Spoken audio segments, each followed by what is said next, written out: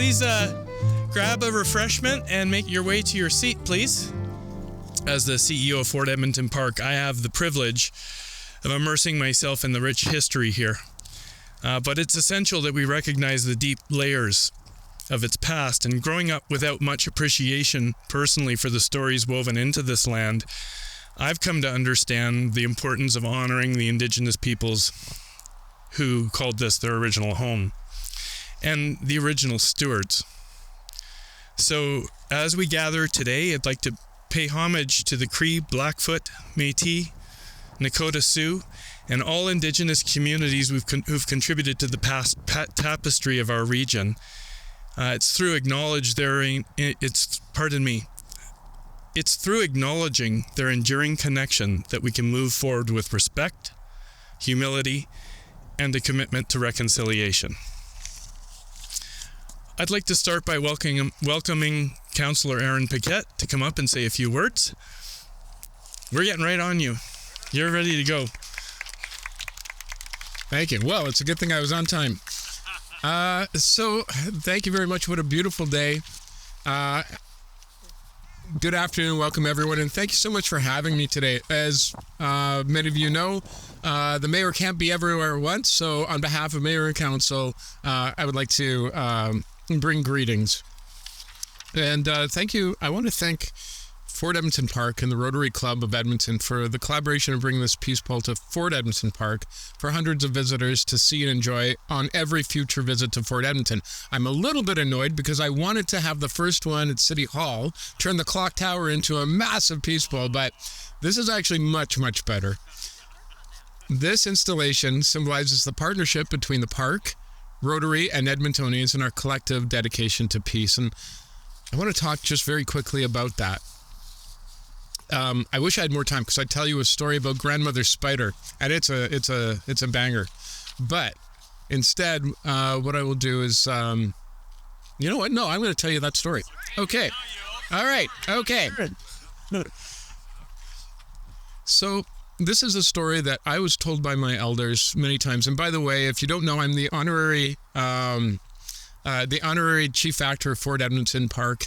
And I'm also Indigenous. I'm Cree and Métis on my father's side. And on my mother's side, the typical mishmash of Europeans all getting together. But the story that I was told about Grandmother Spider is the world was in chaos. And the demons of chaos were whispering into the ears of all things, whispering of lies and doubt, of scarcity, saying there's not enough. You have to take now before someone takes from you. That person is your enemy. And Grandmother Spider, she saw this because all things were at war. They were battling each other. And she knew that if it didn't stop, all things would be destroyed. But she thought, I'm just a small spider. What can I do? And so she went away for 3 days. And she thought and she meditated and she prayed. And on the 4th day, she came back and said, though I'm small, I can spin a web. And she spun that web and it was destroyed. Then she spun it again and it was destroyed. She spun that web for a 3rd time and the 3rd time it was destroyed. And so she stopped and she thought, what can I do to make this work? And so she took a very brave and bold step, a vulnerable step. The anchor of that web she placed inside her own heart. And then she connected the next point into the heart of the stone. And then the heart of the tree, the heart of the waters, the grass, the stars, and all things, great and small. And when she was done, she pulled her web tight, and in that moment, all the fighting stopped. Because when one heart felt pain, it vibrated along the strand, and the next heart felt pain. But when one heart felt joy, it would vibrate in that web, and other hearts would feel joy. And when the demons of chaos came to whisper their lies, they got caught in that web. And when the light of the sun rose over the horizon, those lies distilled into a dew and evaporated. And we can see that story represented every day, all over the place, not only in our country, but around the world. That story is represented in the dream catcher. And so in our dreams, the things that torment us or haunt us or make us afraid while we sleep will be captured. And when the sun rises, we arise to a new world. A lot of people worry that this is a world of darkness and we hold one candle against that darkness. That's not true. This is a world of light. And there is darkness in it. And it will try to convince you that that's all there is. But that's not true. We live in a world that is constructed on many adversarial bases. I was just at my optometrist today, which is great because I need to be able to see better, like all of us. And she told me of an experience of her twin daughters going to the legislature and going to question period. And you know where this is going. She saw the arguing. She saw the smallness. Her daughters, she said, and they came to her and said, "We will never go into politics. It's too cruel. It's too mean. How can anything get done?" And I heard that story and I thought, you know, what world are we showing our children when we applaud and uphold that kind of attitude, that language, when we relish in the harms brought to those who would oppose us and champion those who would hurt those who we feel are wrong? Is there a better way? I think there is. But it doesn't start out there, even though it does require leadership. And it doesn't start in the halls of power, even though we do require better laws. It obviously and can only start within ourselves. But we do have that power. No matter what your belief system, the fact is, you were not walking this earth 100 years ago. You were just a dream. Just as our children are our dreams. And so you have been created. And in you are the seeds of creation. And with those seeds come your intention, your actions, your words that plant further seeds. What do we nurture? What do we plant? What do we choose to grow? Every day you have that power. Every day you have a voice. And it is words that have caused world wars and conflict. It is words that have caused lasting peace. And through our many words and many actions and many intentions, through our connections with each other, may we build further connections and plant those good seeds for tomorrow. Hi. Thank you.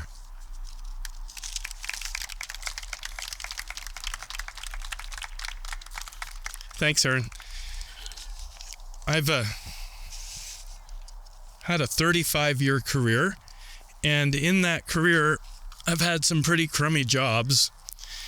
None worse than following Aaron Paquette in speaking order. Thanks, whoever organized the... I've been here 6.5 years as CEO of Fort Edmonton Management Company. And this organization, this site, the experience, the customer, everything about what we do resembles nothing like 5 years ago. And that has created a massive challenge for us. But when you come to this new facility, this expanded facility, you realize that it's not as simple as a construction project. It's really just the continuum of history and how we represent it. So all of the things that have happened over the past 6 years, none of these things I'm more proud of than the Indigenous people's experience allowing the story of Fort Edmonton Park to start pre-contact. And the work that the Indigenous communities did to create that place is incredible, and it's represented every single day when the park is open. I really hope you'll come and see it if you haven't already. I don't want to spend all my time talking about Fort Edmonton Park. Laurie's going to talk a bit about it. You're all familiar with Fort Edmonton Park. I want to talk about something that I've learned about Fort Edmonton Park, and that is the history of the Rotary Club. And before I met my friend Ingrid, maybe not on the most pleasant circumstances 4 or 5 years ago, I didn't know that the Rotary built Fort Edmonton Park. I want to acknowledge the invaluable contribution of the Rotary Club to the creation and the success of Fort Edmonton Park. The story dates back to the early dates of Edmonton's history. In the 60s, plans were being drawn up for Fort Edmonton Park, and as that was taking shape, it was the vision and the generosity of the Rotary that played a pivotal role in bringing it to life. And over the years, many members continue to serve and support in steadfast manner the work we do here at the park. And today, I think we reflect on the rich history and cultural significance of the park. We kind of owe a debt to the people who made this possible. And sincerely, from Fort Edmonton Management Company, for those who are here as part of the Rotary organization, thank you very much. I'm just going to hand it over to Laurie here. Laurie, so if you want to start getting your batting arm warmed up. And I just want to add one final thing. 5 years ago, 3 arms of government decided this was an important place to invest in. Today, we are so polarized in this country, cooperation almost seems impossible. This is a microcosm of what cooperation looks like. And I think we should just all remind ourselves of this. Thank you. Laurie Farquharson Prasad has become a really good friend of mine as well. Her team and my team work so closely together, and that's another thing I'm immensely proud of that's changed over the past 5-6 years. Over to you, Laurie. Thanks, Darren. I get to follow you and Aaron. That's a double whammy. Someone had to do that, Aaron. And I wore the heels. Darren, thank you for your passionate words. Your leadership and your team are truly passionate people who really believe in everything that this park represents. Being able to work closely with all of you brings our collective visions to life. As a fellow Rotarian, it gives me great pleasure to be here today to reiterate and tell the Foundation's story. The Foundation wouldn't exist if it wasn't for the dedication and commitment of the Rotarians who saw a vision to create this park and bring business leaders collectively together to start that vision into the reality you see today. It is a true citizens project. It was created by community for community. And it founded the charity arm that exists today. And we continue to play a key, pivotal role and continue to expand this park, to create a new home for Rotary that's going to be with us The foundation in the train station, as you know, that's a major project that we kicked off last June. But it all started with one person's vision, then it grew, and it continues to do that to this day. We're very passionate about being able to continue that legacy.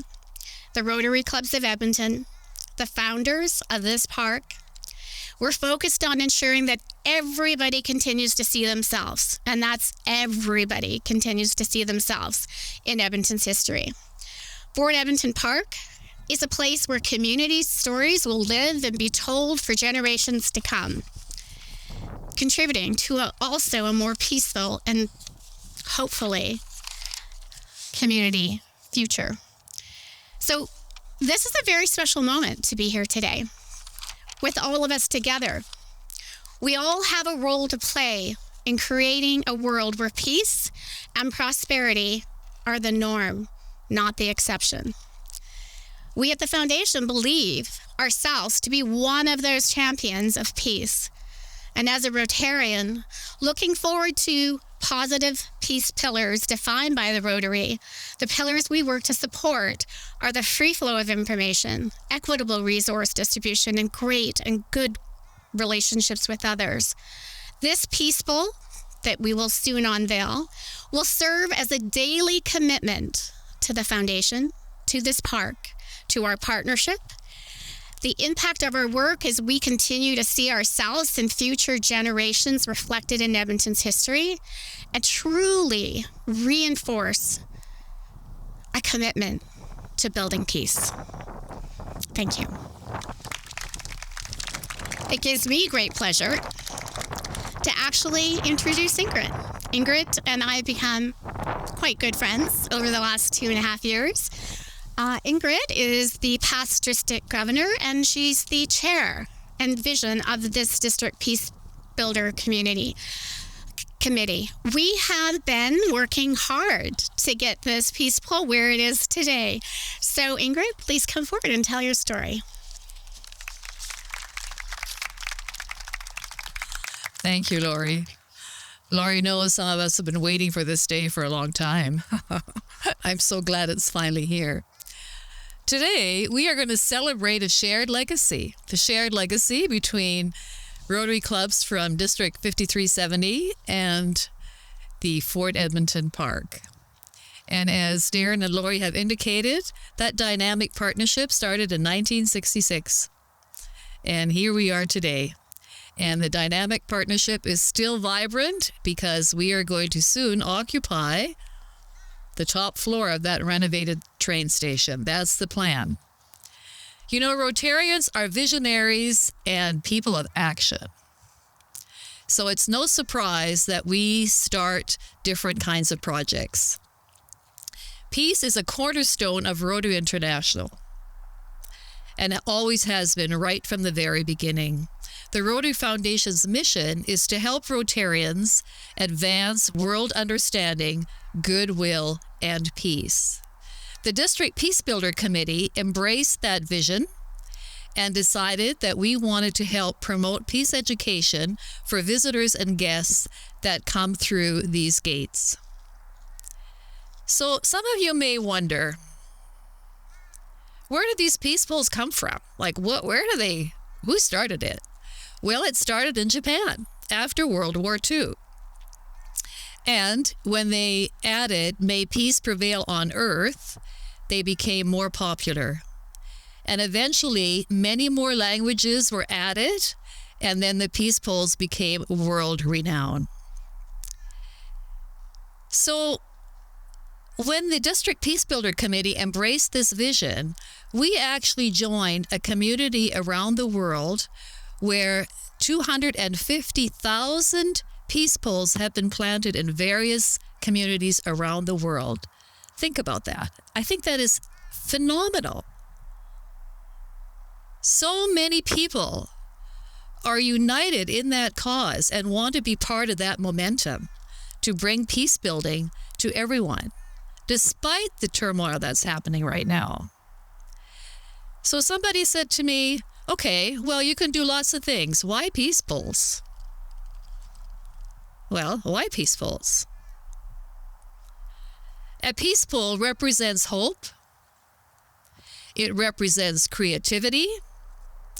It inspires collaboration by creating a sanctuary for quiet reflection, contemplation,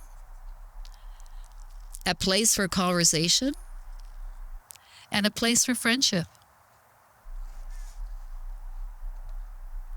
Think about all those things that I have mentioned.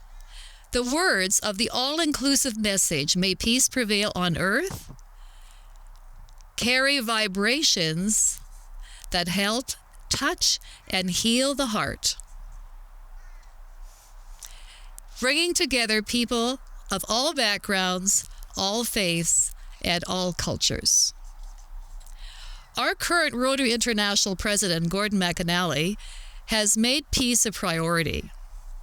And he has said many times that peace is the soil in which hope grows. I love that, actually. Peace is the soil in which hope grows.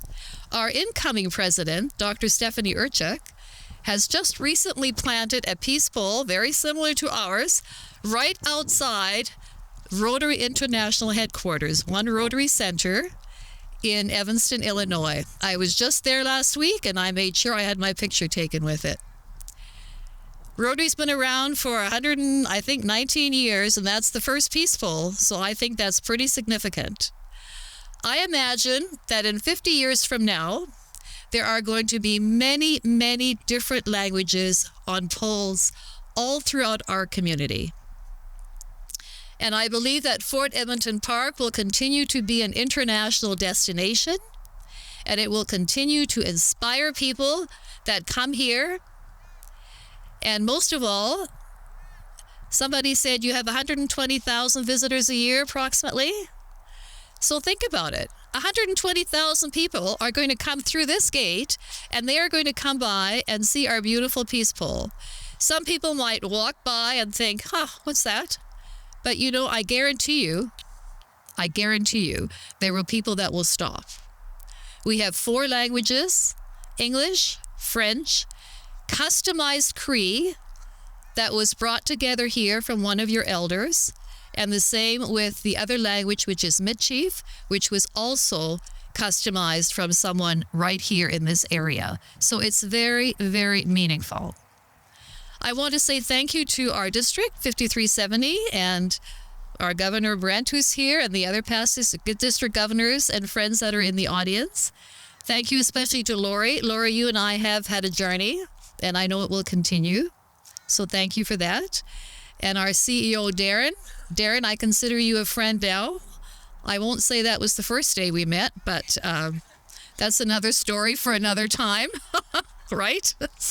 And certainly special thanks to Miles, who's a member of our Peace Builder Committee, but he's helped this come together today. And then, of course, our Peace Builder Committee. We have some members here. We have some former members here. But most of all, we invite you to join us in the spirit of May Peace Prevail on Earth. And we are going to unveil this very special peace pole, I imagine, very soon. But before we do, I want to tell you that gorgeous fabric, that satin fabric, has come all the way from Houston, Texas. When I was there at the convention a couple of years ago, I went to this huge warehouse and chose this very special fabric for this very special peace pole on this very special day. May peace prevail on earth with all of us. Thank you.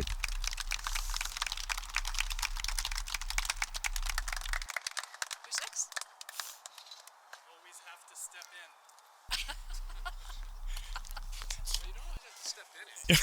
in. True. But it's a habit. Beautiful words. Our next speaker, Brent Collingwood, who I got to know early in the days of my time here at Fort Edmonton Park because he was the executive director of the River Valley Alliance, and we were both really interested in how to, really leverage any opportunity that might include our two interests. So when I learned that Brent came on, and I'm going to say, I don't know quite how it works, replaced Ingrid's position. Like when Ingrid got fired, you stepped in. However that process works at the Rotary, that's Brent. Yeah, so Brent, please come up and say a few words, and you can explain it to me later. Thank you. Nobody ever gets fired at Rotary.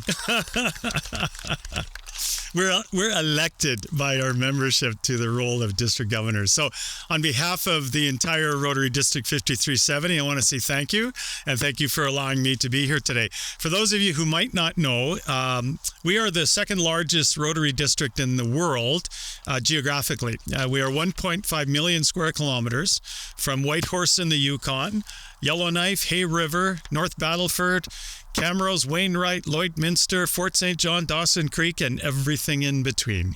So one of the joys of being a district governor is that you get to visit every single one of those clubs and see all the fantastic work the Rotarians are doing around the world, in particular in our district.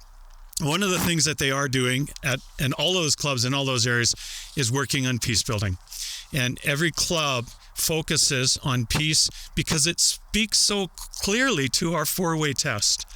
Our four-way test, is it the truth? Is it fair to all concerned? Will it build goodwill and better friendships? And will it be beneficial to all concerned? Those words speak exactly to may peace prevail on earth. So it's incredible how all of these stories come together. I want to just touch briefly on Councillor Paquette's comments on the words we choose. And I heard a phrase one time that I particularly liked. Words create worlds. One letter changes everything. Words create worlds. Our worldview of how we view the world and how others view us is in the words we choose and the language we use. So as Rotarians, we always speak truth, and we always speak to positive ways to make our world a better place. I just want to share with you that each month in our Rotary magazine, our international president writes a little article. And this particular issue, or the April issue, he focuses on peace. And in this edition, he focused and talked about how Rotary plays a vital role in advancing the cause of peace. In his words, Rotary needs to work towards peace as aggressively as those who wish to wage war. You know, when we think of our vision statement, together we see a world where people unite and take action to create lasting change across the globe, in our communities, and in ourselves. And we must remember to bring that peace and that change, we need to foster it from within. This is exactly what the Peace Pole program is all about. A visual reminder to Rotarians and non-Rotarians alike of our dedication to instilling peace in the world. He also talks about the role of partnerships and how these partnerships collectively and collaboratively create hope towards peace. Rotary District 5370 and Fort Edmonton Park have been collaborators and partners for coming up to 60 years. We're at 58 years now, and we look forward to continuing that partnership as we both work towards honoring our past through this tremendous living museum and building our futures together in a world where peace reigns. I'm honored to be part of this most symbolic representation of Rotarians' dedication to peace around the world. Thank you for having me. Thank you for being here. Okay, shall we unveil this thing?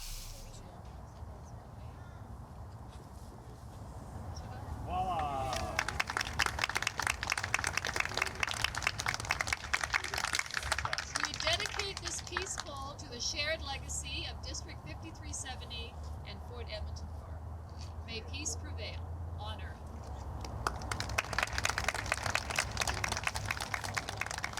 Laurie's going to say a few closing words. I just want to say thank you for coming today. I hope you'll enjoy the park this summer. We've got some really exciting new additions. We've added a lot more multicultural programming, and of course the park has the best interpreters in the world. Laurie? Thank you all for being with us today. This was a very, very important part of being able to kick off the 50th anniversary of Fort Edmonton Park.